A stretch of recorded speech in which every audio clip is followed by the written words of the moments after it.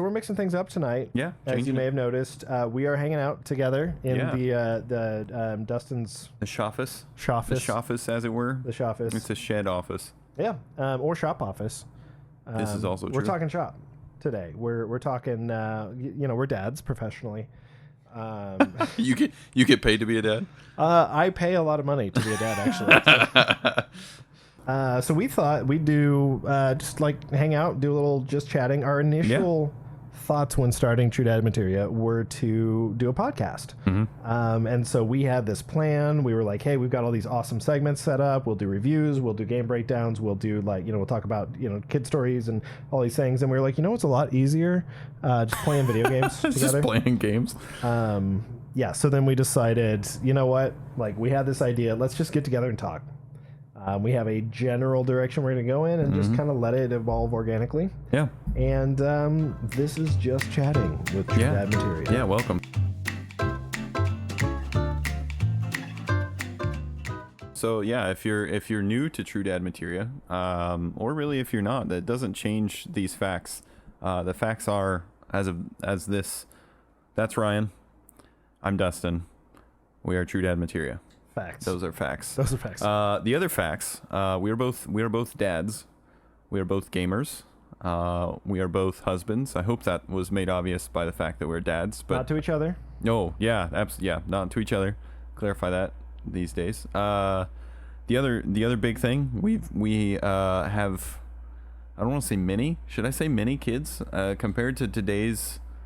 Anytime I tell people how many kids I have, they're like, many? "Oh my gosh!" Okay, so we have many kids. We have many kids. Yep, I have 4. Our 5th is on the way. Yeah. So we're not in a race. Surprisingly, a lot of our friends. But we are winning. This is true. If we were in a race, they're winning by at least half. Yeah.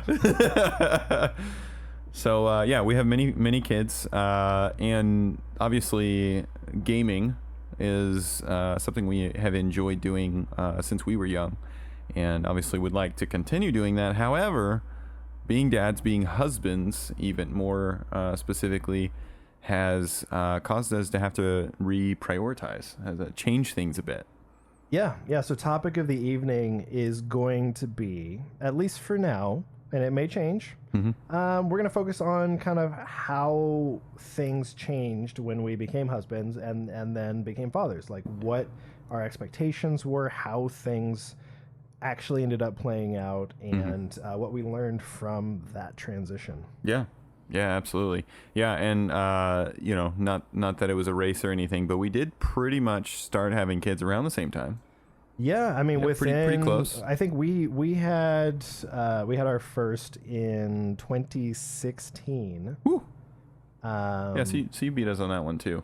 Yeah, but you were married before me. Oh, that's fair. Yeah, that's fair. Yeah. It took me a long time to find a taker. Yeah, but she's a good one. She's a good one.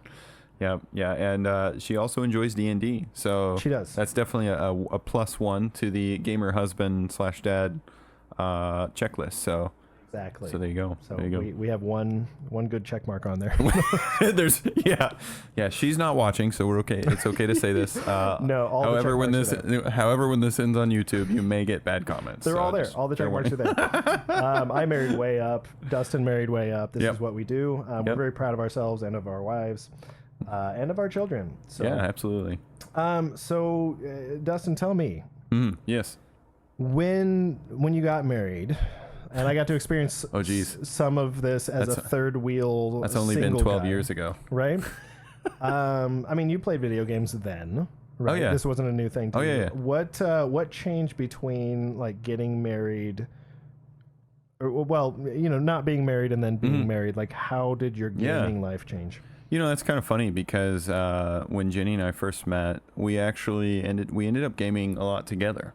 That was back when Call of Duty Modern Warfare 2 was huge, so if that gives you any kind of time reference, it's been a few years. So yeah, we actually enjoyed gaming together. It was a fun pastime. I don't think, now that we've gotten to know each other a lot better, I think that may not have been the best way to start a relationship. However, it was a lot of fun, and that's kind of the big thing that changed is we did whatever game I was currently playing, we did together. So yeah, that's the big change was find co-op games you can play together. And that's really in that time era, there were still co-op games. Couch co-op was still a thing.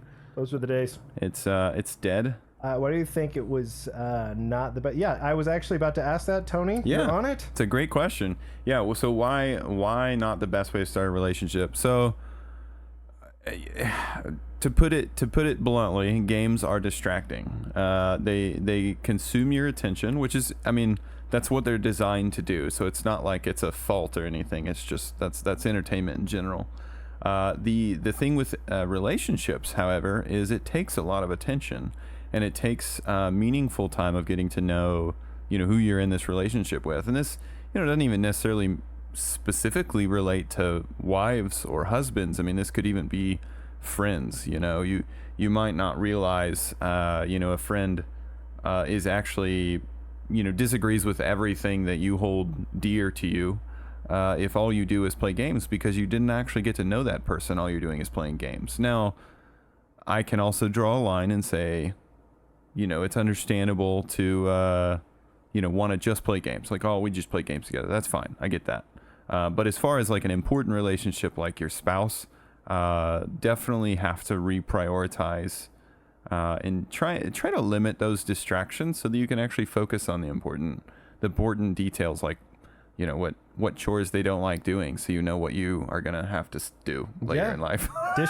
Dishes no doubt. No, and Tony, that's a good point also. Same with movies. Anything where you're enjoying something together, that's great. That's a bonding experience.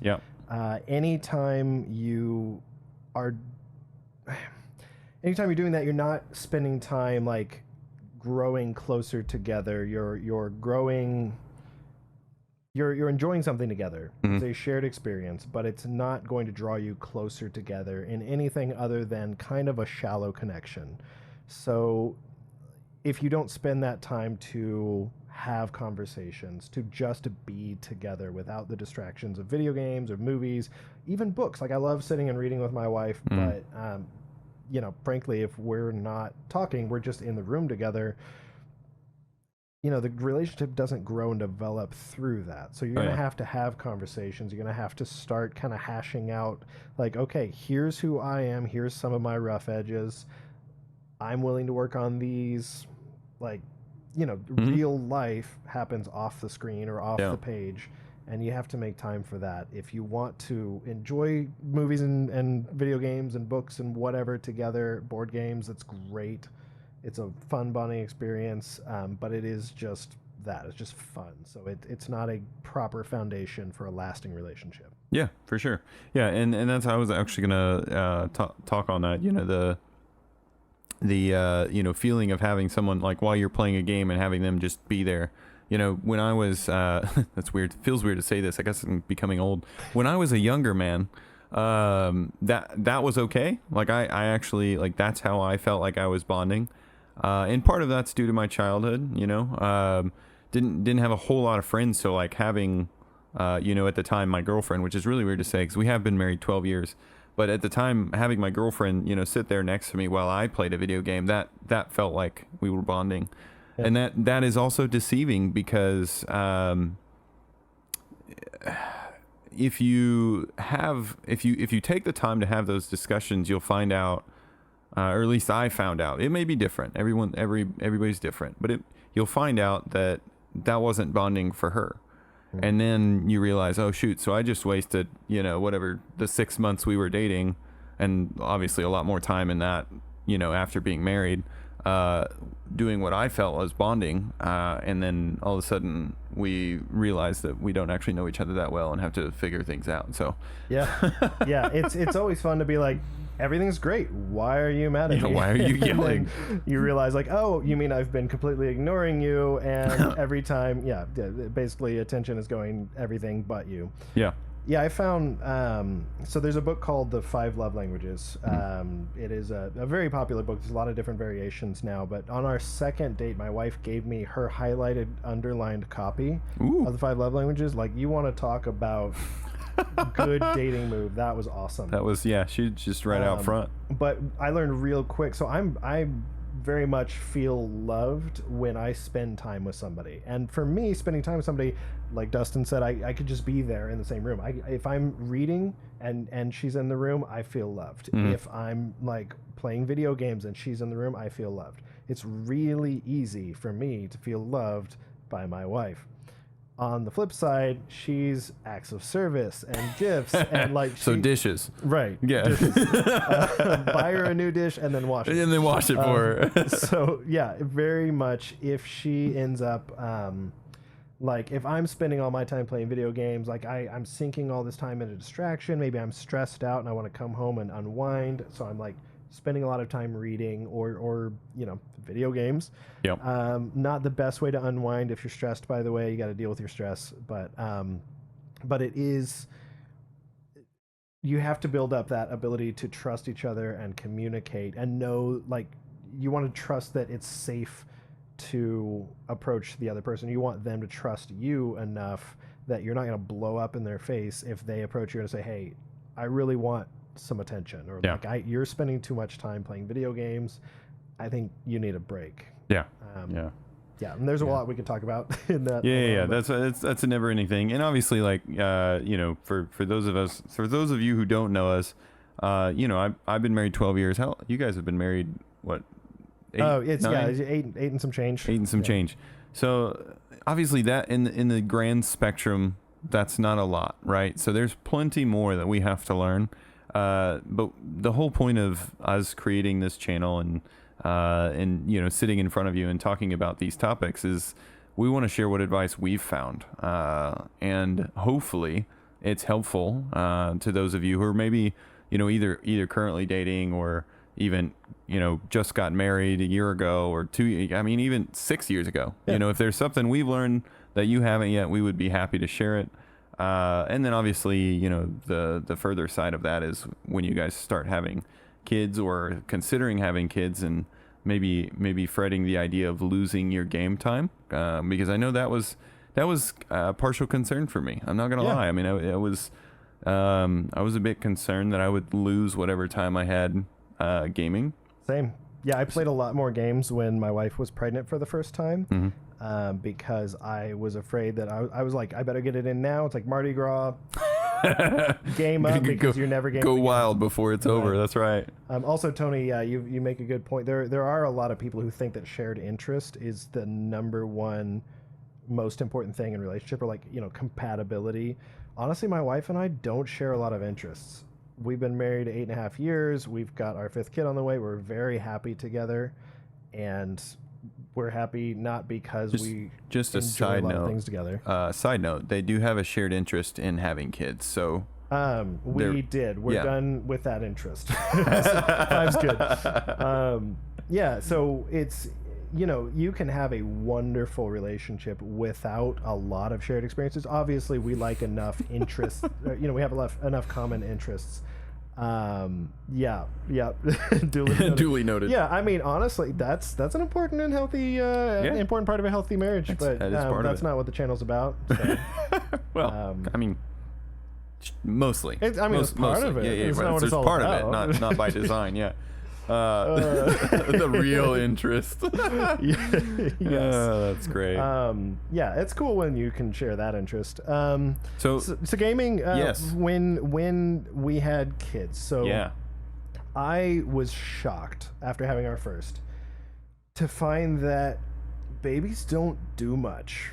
Like, wow. I know, right? Like, yes, it takes time. There's an adjustment. Your life is no longer about just you, but you got married, so it shouldn't have been about you at that point anyway. There is that, yeah. And I mean, some people have kids without getting married. We try and take it in I'm wearing my church's shirt, to represent and all. I'm wearing my Boniface shirt, so. Babies don't do much. Yeah, it's Takes true. note. Takes note. They sleep, they poop, they eat.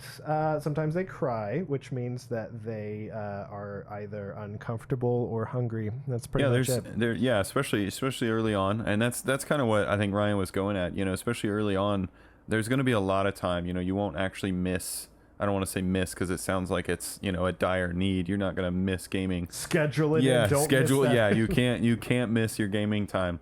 But there will be actually surprisingly a lot of free time aside from like helping out your wife with the term is postpartum. It means after having a baby, helping your wife through postpartum, because in truth they really shouldn't be moving around carrying a whole lot of things for at least a little while. So there's 4 time, to 6 weeks. Yeah, so there's time where you'll have to help and do even more dishes, exactly, and do the laundry and all these things, and of course take care of a baby as well. But there's also times where your wife's probably gonna pass out tired, the baby's asleep sitting on her lap most likely, and you don't have anything to do for an hour because they're gonna sleep for an hour. Yeah, those are optimal times to pick up a game and play.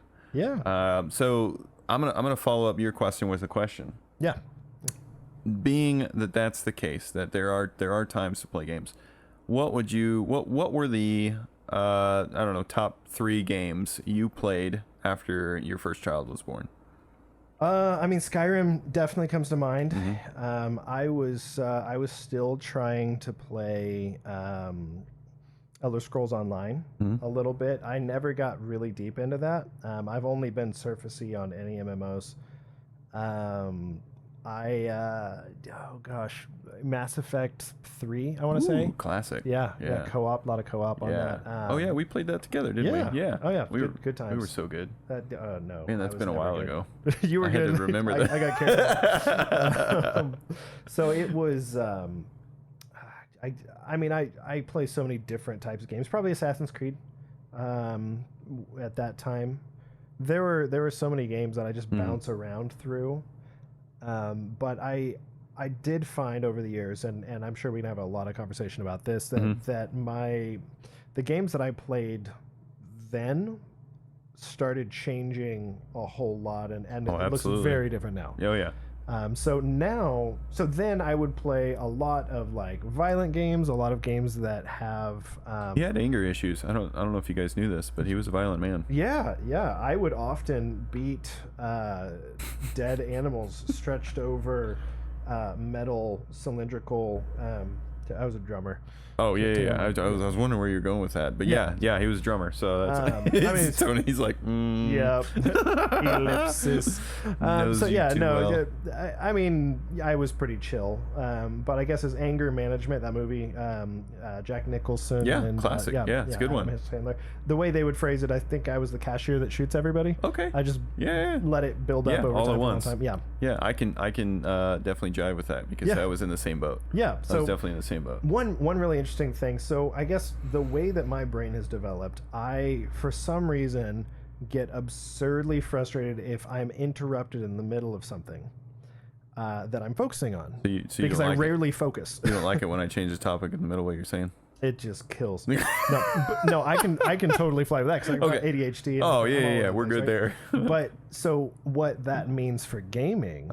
Is that if I'm playing a co-op game and other people are relying on me, if I feel like I'm letting somebody down and I'm getting distracted from something that I'm focused on, I had a lot of anger issues around that.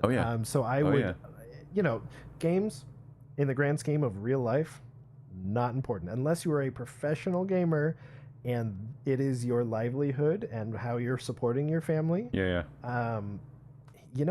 not a big deal. It's a game, literally meant for entertainment.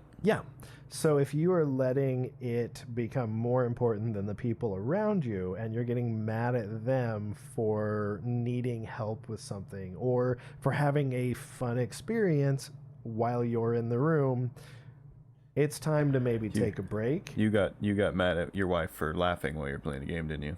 No. I've not dealt with this. I'm just saying some people. Oh, right.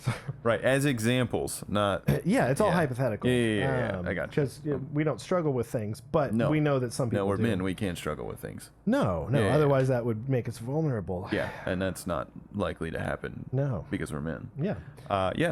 So it's a good point. Good point. But yeah, so over time, because of those distractions that would frequently pop up, because life was always happening around me, and because my priorities were having to shift, I would change the type of game I was playing. So I couldn't really play games where people relied on me anymore. So co-op games, online co-ops, MMOs, Yeah. definitely out the window. I can still play them, but it has to be very specific times. And even then, I may have to leave, the game in the middle of something. Oh yeah.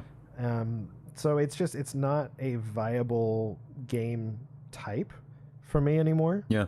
You know what I've noticed, and you mentioned MMOs, and this is what made me think of this. Games feel much longer to progress in nowadays than they did when I was younger. Yeah. And it may be true. I did a short stint. If you don't know me, I did a short stint in game design, going through college for it. And so I know a little bit about it, but they didn't really get into the, game longevity of it. As a non-dad, I can tell you that's just age. Oh, wonderful. Good to know. Good to know. Good. But the thing is I felt like I got sucked in, and maybe that's it. Maybe I got sucked into the game, and so you have no concept of how much time is passing. So it's really the same amount of time. But now I feel like, like I can't start an MMO because, you get like, I don't know, let's say 10 hours in, which is a good amount of time, right? Yeah. That's a lot of time. And people are like, that's not even a full day. Well, right. I don't have a full day anymore. So that's like 3 weeks for me. Yeah. We also both run businesses. Right. So, you get 10 hours into this thing and realize you haven't even gotten out of the tutorial. Yeah. Well, I can't do that. Yeah. I can't complete. My optimal game right now is like a 20-30 hour game, because I know it'll take me time, and I'm gonna slowly progress through it.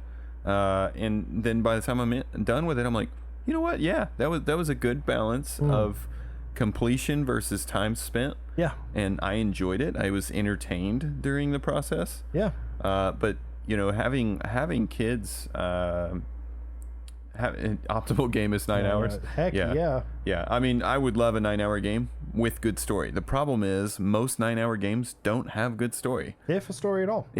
Right.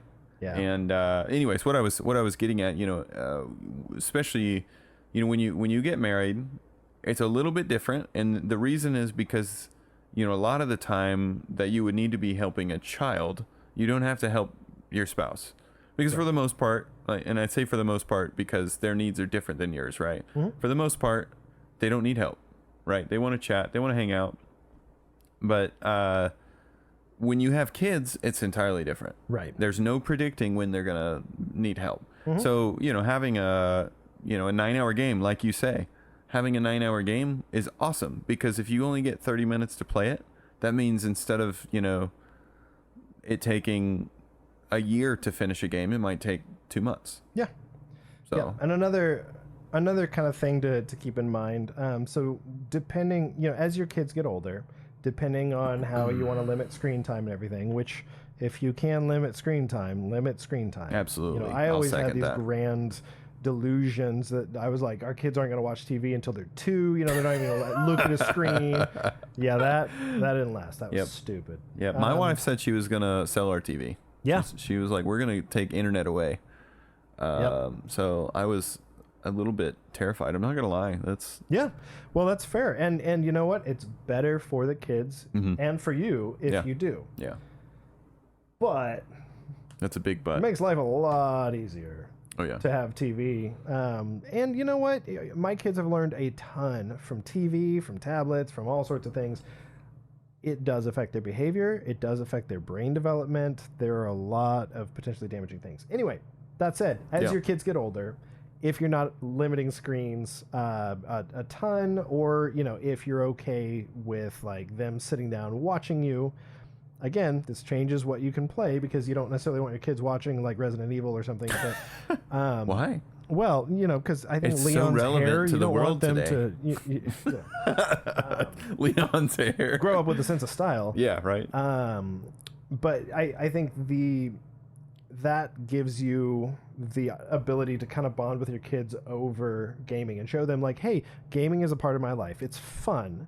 But then you also get the opportunity, A, to learn, and then B, to teach them at the same time that gaming is fun, but it's not more important than being together. So if they want to talk to you and, you're in the middle of something and, or they want to show you something, you can do a huge favor for them and for you by pausing the game and like giving them your full attention. So in that way, you're helping yourself by like kind of keeping your dopamine receptors sharp and avoiding a lot of, well, there's a lot of neurochemical stuff involved in that, but basically it helps to show them you're more valuable than my game, and it's just a game. I can pause this, I can turn it off.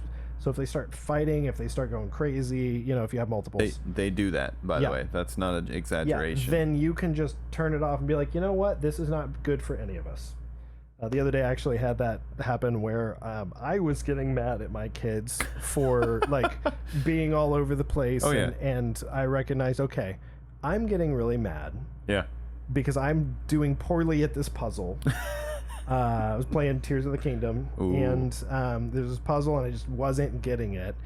And I was getting mad at my kids, and I was like, okay, before I blow up, I need to just get up and turn this off and spend time with my kids. Absolutely.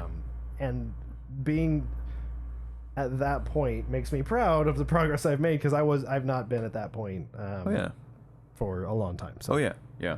Well, in general, I mean, it's like he was mentioning about not wanting to play Resident Evil. There's plenty of games out there now. For granted, it's gotten, the gaming industry has gotten pretty bad as far as what they put in a game. Language obviously is the big thing that's just kind of gone, just like movies anymore. I mean, there's PG-13 movie, I think, is still allowed to have one F word in it. Yeah, I believe so. Yeah. And it's like anyways, I won't get into that. The games that are out there, there's plenty of games, and what we try to do with our channel is to stick to those games, the games that are kid friendly. A lot of them are going to be older, but there's still great indie games that are out there, non-violent, or if there is some form of violence, it's made in kind of a fun way that's like, it's goofy, because obviously, like, they're kids. I mean, you've got, what is it, 2 boys, or is it a third? A third boy. It'll be a third boy, right? So, So you're going to have 3 boys. I have 3 boys. So, like, we're used to wrestling kids, right? That's perfectly normal. Yeah. Kids are going to grow up with a quote-unquote violent streak just because that's how they learn how to use their body, right? It's also really healthy to roughhouse with your kids. Right. And that helps you get their energy out so you can sit and do a puzzle on Tears of the Kingdom. But, maybe. Not very likely, but it's possible. But all that being said, some games, the violence is goofy, and they get a kick out of it. Yeah. I mean, we were playing Nobody Saves the World. Yeah. And my 5-year-old was laughing the entire time. And, part of that's because we're doing goofy voices, and that was fun, and we both lost our voice, and it was wonderful. But that aside, there are good games, and we will continue to, expand our list of what we call dad-worthy games. Yeah, dad-worthy, daddable. Daddable, yep. Yeah, so what I think, we're not against games with violence. We're not against games with cussing. We used to play Borderlands together a whole lot. Oh, yeah. When we could do that. Yeah. My wife did not want me to play if we didn't have headphones on. She didn't like the banter in the back, but sure. But because they're mouthy. Yeah. I love my wife more than I love Borderlands, so I haven't played it in a while. Yeah. I don't think I've turned on Borderlands in a long time. Yeah, it's been since the first DLC of the 3rd game for me. So yep, for sure. It's kind of like me. Yeah, and it's different for the most part. It's different when you have kids. Your priorities change almost naturally too, because that sense of I don't need this, that comes naturally, and you don't necessarily have to like force yourself like, okay, when my son turns 1, I need to change these things, because your parental instincts kick in. You're like, hey, I don't know that I really want to put this in front of my kids. I don't feel like this would be good for their minds. Not everybody naturally has that. Make sure you communicate with your spouse / partner about what they're okay with your kids watching. But I think personally, it's shifted a lot. I enjoy games more.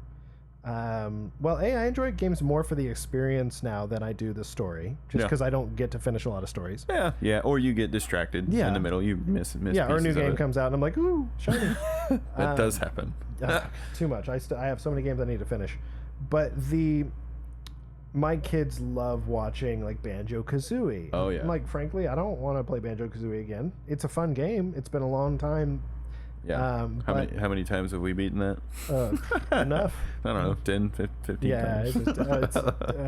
I mean, they're great games. But. So I just want to, that reminds me, the Banjo-Kazooie era reminds me of like Donkey Kong. You know, you remember Donkey Kong World, like, it's not called World, 64? It's just Donkey, 64. Yeah. So prior to that was Donkey Kong Country, right? Yes. Well, my brother-in-law, so I'll preface this with the fact we're slowly letting my 5-year-old play some games. Okay, real basic ones, nothing crazy. Yeah. And he's actually, believe it or not, is actually good for their hand-eye coordination. Yeah.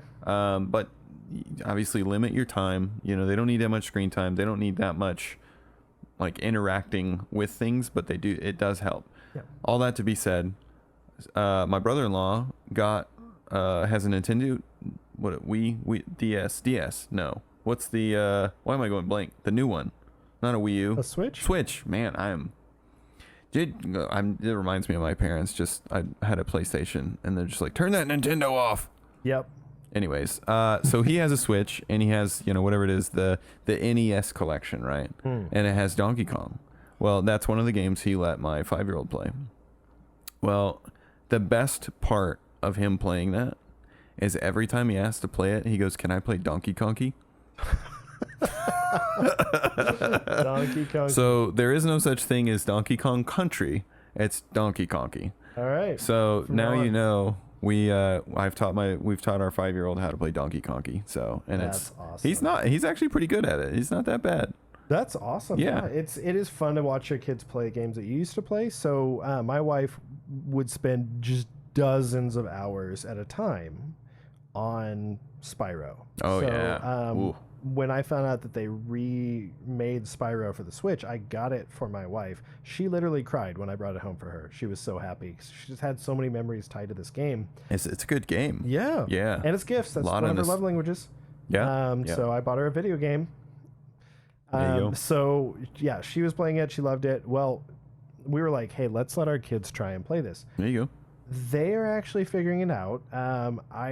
We have let our 3-year-old play it a little bit. He's not real good, but he can play it a little bit. He can run around, sometimes jumping, sometimes spraying fire, But our 5 and 6-year-old can play fairly well, and they get killed a lot, but it's a lot of fun to watch them.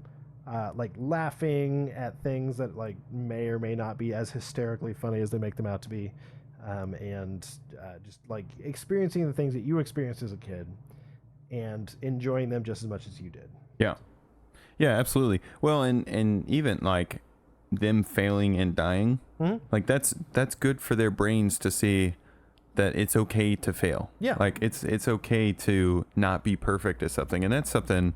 My oldest is dealing with right now. He was playing Astro's Playroom on the PS5, and he was getting pretty good at it, but he was starting to get emotional because he couldn't make this certain jump right, and he was starting to cry and he was starting to get upset, and he kept handing me the controller and said, "Can you get me past there?"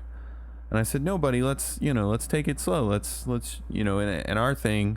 Because he's always been a lot more sensitive, a lot more emotional, and our thing is, what do? We go slow and we stay calm. Yeah, we go slow and we stay calm, because no matter what, even if it's something that has to be done fast, you're not gonna figure it out until you do it slow. Right. That's just how it works.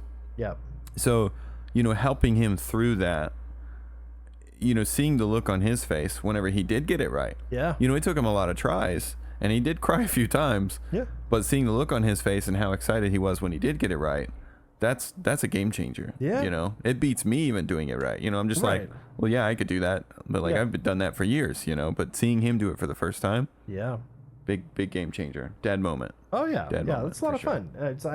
I don't get broken up over a lot of things, but seeing my kids overcome challenges, whether it be in a video game or not, growing, like wanting to give up at something but persisting. I'm like, oh, okay, so that can be done. You can keep trying if you fail at something. Maybe I should do that too. Yeah. So you learn from your kids? Yeah, and then you cry a little bit. That's me. Don't worry about that. Oh, okay. Yeah, that's fine. Yeah, just trying to add to it. Yeah. Yeah. So yeah, that's the games that we could play after having kids. Yeah. Yeah. Yeah, that took a couple of tangents. Yeah, we do that. We ramble. Yeah. So what kind of games are you playing now? Currently, so if you're new to the True Dad Materia setup, we are currently streaming Chrono Trigger. Oh yeah. Now, classic. I guess we'll just say that again. If you're new to True Dad Materia, you'll notice that it's not True Dad Material. Yeah. It's True Dad Materia, which why is that, Dustin? Let me tell you, Ryan. Anybody familiar with the JRPGs would know what Materia is. It's from Final Fantasy VII. Yeah. And the concept behind True Dad Materia was to find and equip the materia, the support materia. We kind of think possibly. We don't know. Probably. Command maybe. It kind of yeah. sorts into every little.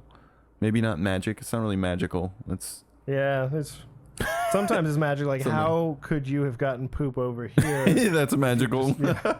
Anyways, that's the concept. So all that to say, we're huge fans of Final Fantasy VII and a lot of the Final Fantasy series, almost all of it. Yeah. I say almost because 13 is not that great. Yeah. I haven't played 15, but it's like, was it Bros on a Road Trip? That's what I've been told. I enjoyed it. Yeah. Okay. Well, I'll have to give it a shot. Anyways, what was I saying with that? I don't remember. True Dad Materia. Yeah, True Dad Materia. Final Fantasy VII. And then games you're playing. Yes. So Square Enix, like Golden Age Square Enix, holds a pretty dear place in my heart. I mean, there's a lot of nostalgia there, and a lot of that's because that's what I played when I was young. Yeah. But that's what we're playing right now, Chrono Trigger. Yeah. The next one, I'm not sure. I don't know what else we're gonna. That's all I have time for. I don't have time for any more than one game. That's fair. So, I say games because I'm a mood gamer. Is the way I phrase it. I'm also a little ADHD. Right? Yeah. So I'm kind of like, what am I in the mood for? What would satisfy this like weird, like amorphous feeling that I'm craving? And generally, I play the games for the atmosphere and the like combat style and the progression system. As progress is like one of the most most motivating factors for me for gaming. Sure.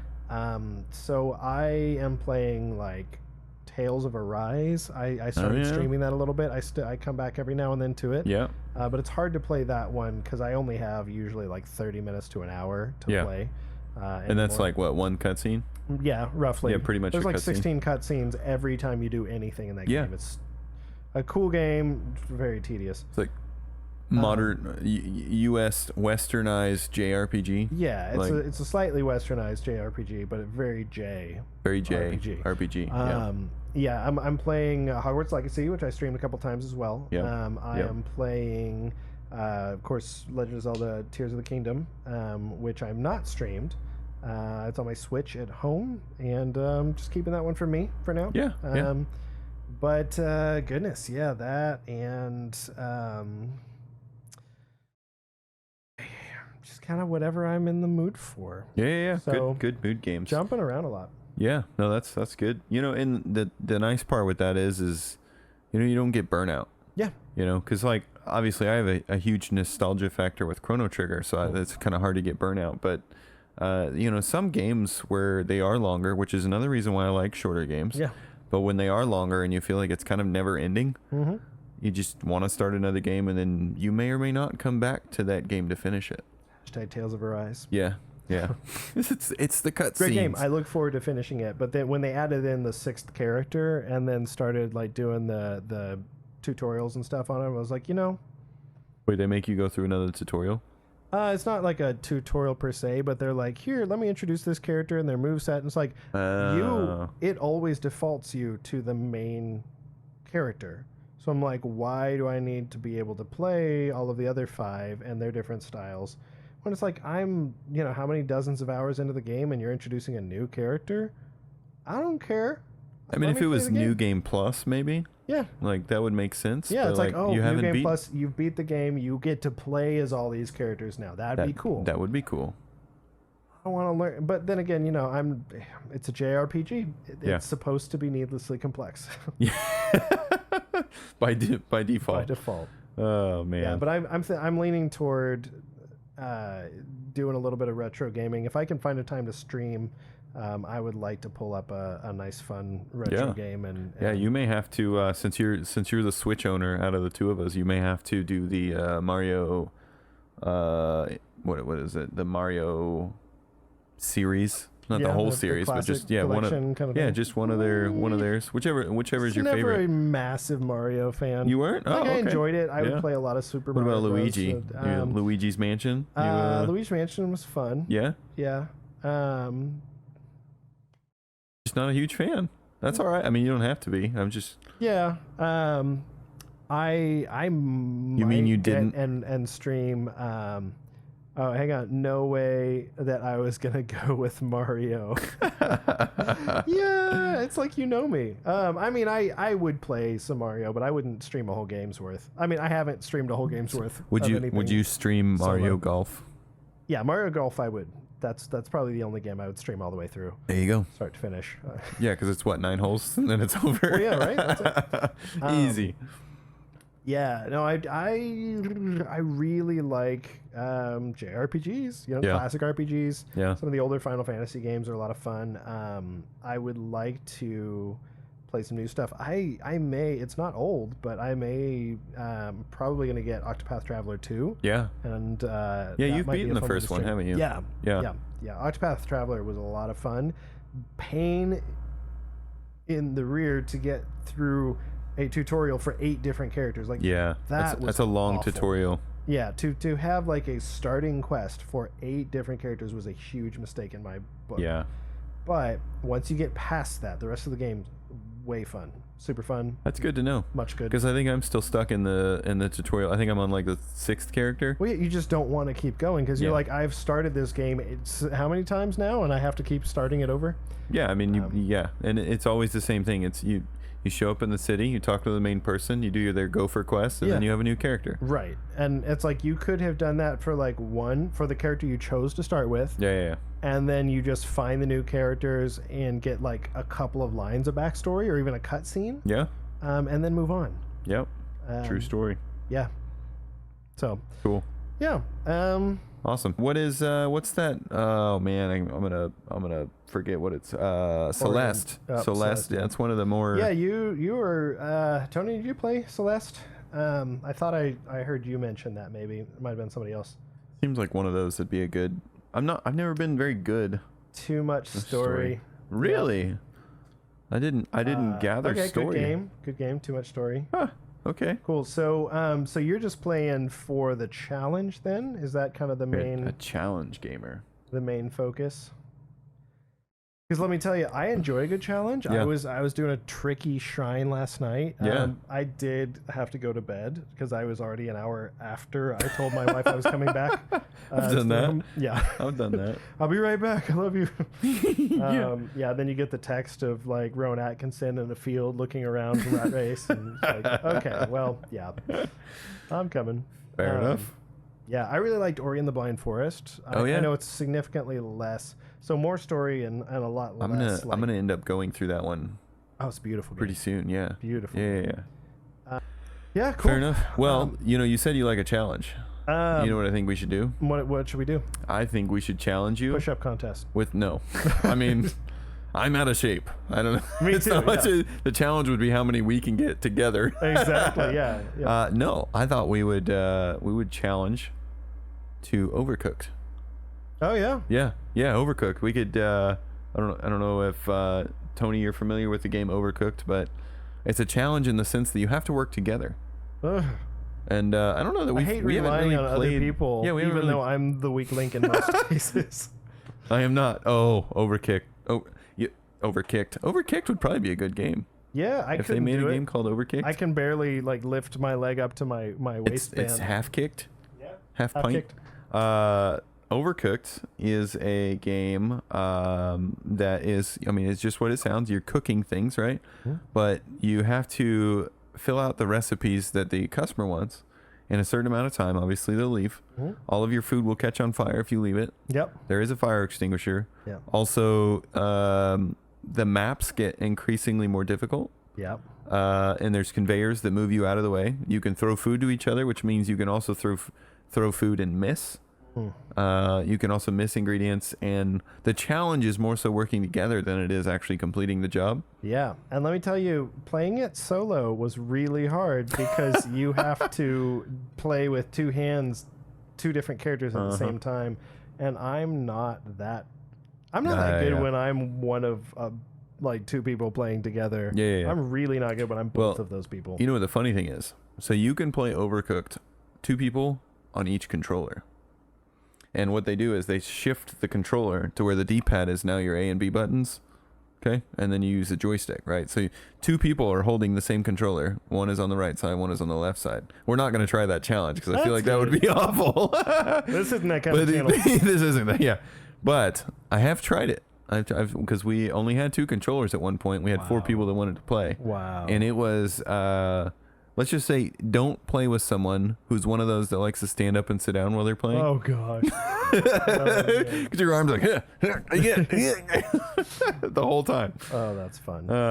So we'll go ahead and wrap up the just chatting portion of this. We'll put you on a brief hold.